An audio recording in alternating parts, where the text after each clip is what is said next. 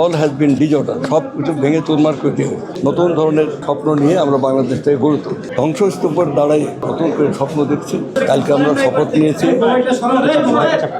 প্রধানমন্ত্রী তারেক রহমান সাহেব শপথ নিয়েছেন, তারই নেতৃত্বে আমরা আজকে আমাদের যাত্রা শুরু। আমরা গত 18 বছর আমাদের দেশের রাজনীতি, সংস্কৃতি, শিক্ষা ব্যবস্থা, ধর্মীয় মূল্যবোধ, সর্বোপরি সিভিল অ্যাডমিনিস্ট্রেশন, পুলিশ অ্যাডমিনিস্ট্রেশন, সাংবিধানিক এবং রাষ্ট্রীয় প্রতিষ্ঠানগুলো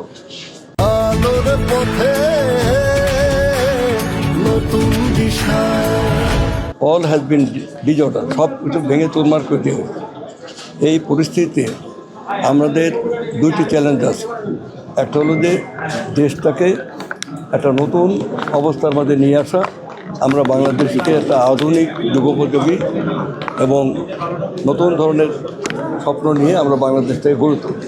দ্বিতীয় কথা হলো যে আমাদের অর্থনীতি, যার মূল বুনিয়াদটাকে ভেঙে ফেলা হয়েছে। এখানে সমস্ত আর্থিক প্রতিষ্ঠানগুলো, ব্যাংক, বিমা, অর্থলগ্নিকারী প্রতিষ্ঠান সব কিছু লুটপাট করে ধ্বংস করা হয়েছে। এক ধ্বংসস্তূপের দাঁড়াই আমরা নতুন করে স্বপ্ন দেখছি। আমরা পারবো এই সব চ্যালেঞ্জ মোকাবেলা করে সামনের দিকে।